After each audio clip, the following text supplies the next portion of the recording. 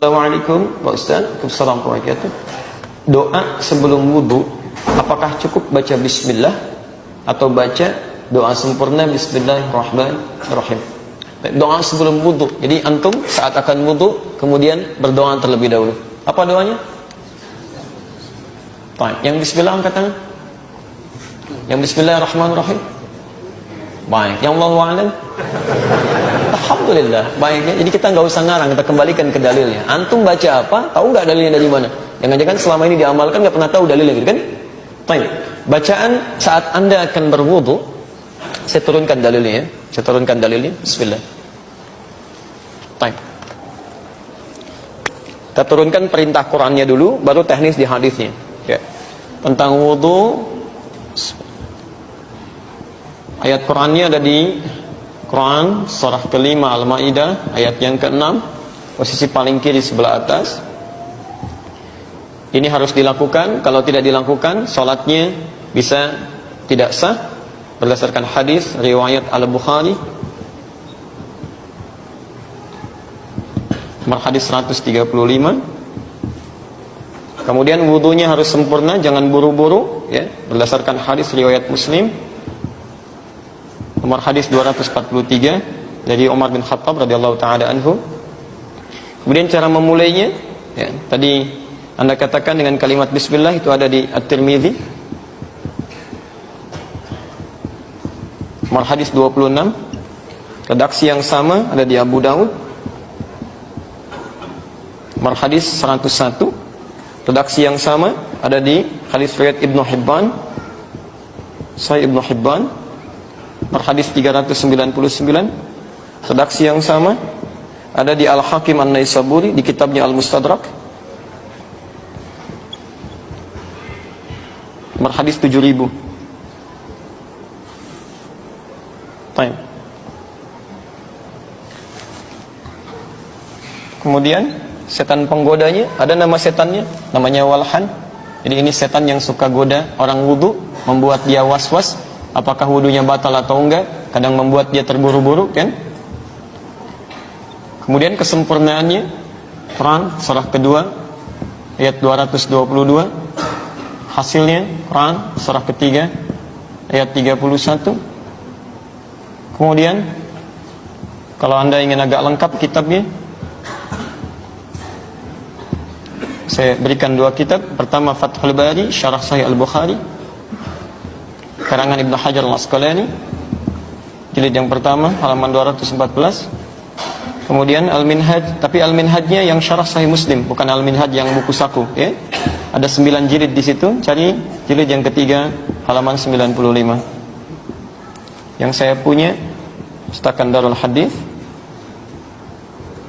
warnanya biru dongker, tahun terbit 2002 ya, pas ya, satu papan tulis. Baik. Perhatikan teman-teman sekalian ya.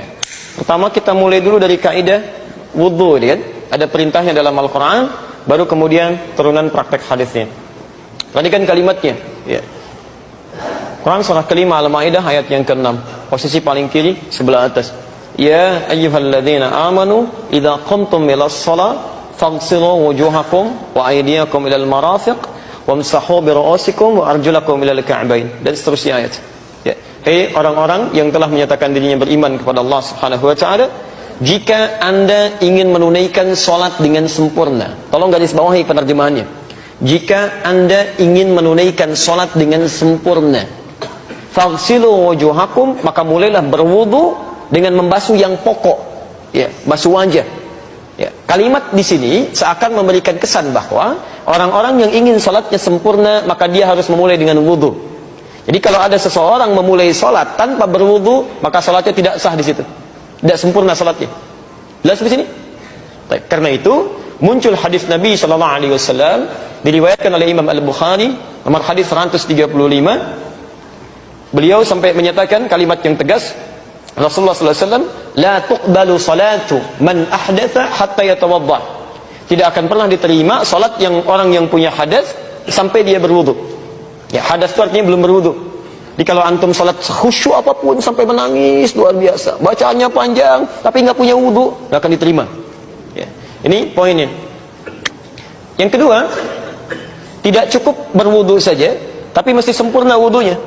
Sempurna wudunya. Bahkan Umar bin Khattab dalam hadis riwayat Muslim nomor hadis 243, sahabat Umar bin Khattab radhiyallahu taala anhu pernah mengisahkan, kata beliau, anna rajulan bahwa seorang lelaki kana yatawaddau adalah beliau sedang berwudu.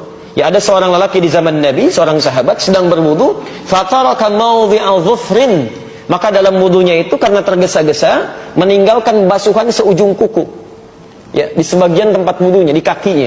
Jadi begitu dia mau membasuh, ya di kaki, kan?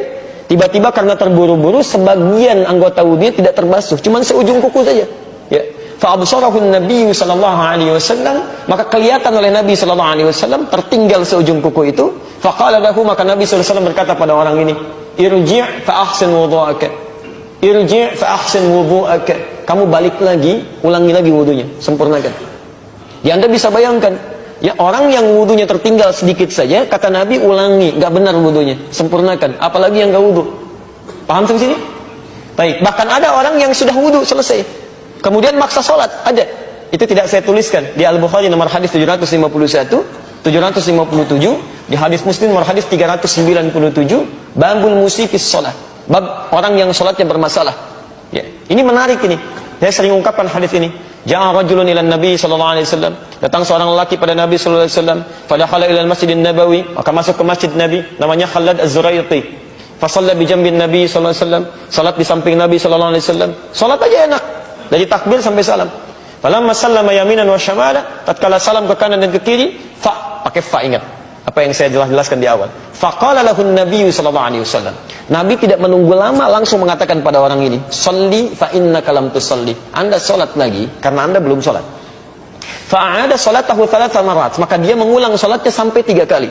Faqala lahu an-nabiy sallallahu alaihi wasallam mithla ma kana.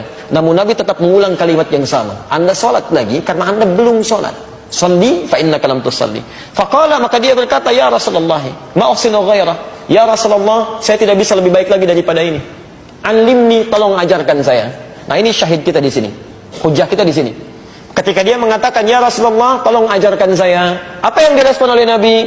Maka Nabi SAW bersabda, faqala Rasulullah SAW, idza qumta ila shalah, kalau kamu ingin salatnya sempurna, fa asbighul wudu, maka cepat sempurnakan dulu wudunya. Begini caranya. Ya, kata para ahli hadis, kalau yang bermasalah cuma salatnya saja, maka Nabi akan mengatakan, kalau kamu pengen salat begini caranya, takbir, angkat tangan segini sampai salam. Tapi ketika Nabi memulai penjelasan dari wudu, artinya bukan salatnya saja yang bermasalah, wudunya pun bermasalah. Jadi orang-orang yang wudunya bermasalah pasti akan berdampak pada salatnya. Kalau nggak percaya silakan. Ya, anak Anda misalnya di rumah mulai balik wudu, sembarangan wudunya, asal basah saja, itu salatnya pun pasti akan kilat gitu. Wudunya cepat, salatnya kilat. Tidak percaya silakan. Ya, begitu kucak, selesai ya. Allahu Akbar, belum 2 menit sudah. Ya, kok sudah? Ya mah kan sudah hafal Al-Fatihah berkali-kali dibaca dia, banyak alasannya. Jadi hal seperti ini selalu berkait dengan yang lainnya. Nah, sekarang persoalannya, ketika orang ini mengatakan, ya Rasulullah tolong ajarkan saya, lalu Nabi mengajarkan cara wudu, bagaimana cara memulainya. Maka dimulai di At-Tirmidzi nomor hadis 26, redaksi yang sama di Abu Dawud nomor hadis 101, ada juga di Al-Mustadrak Al-Hakim An-Naisaburi nomor hadis ke-7000, juga di Ibnu Hibban nomor hadis 399. Bagaimana cara memulainya? Lihat kalimatnya. La salata. Nabi SAW bersabda, ya, la salata liman la wudu'a lah. Tidak ada salat bagi orang yang tidak punya wudu. Jadi kalau Anda tidak wudu kemudian salat, salat Anda tidak diterima. Jelas di sini? Terus wala wudu'a liman lam yadhkur ismallah. Ini poinnya. Dan tidak diterima wudu seseorang, tidak sempurna wudu seseorang bagi orang yang tidak memulai dengan menyebut nama Allah Subhanahu wa taala. Ya, lam yadhkur ismallah. Kalimatnya udhkur ismallah. Ya. Baik, lihat kalimatnya. Saya hapus yang ini saja. Bismillah. Yadhkur ismallah.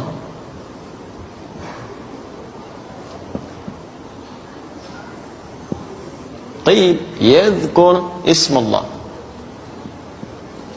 Jadi dalam memulai wudu ternyata diawali tidak hanya memulai dengan berkumur-kumur, tapi memulai dengan menyebut nama Allah Subhanahu wa taala.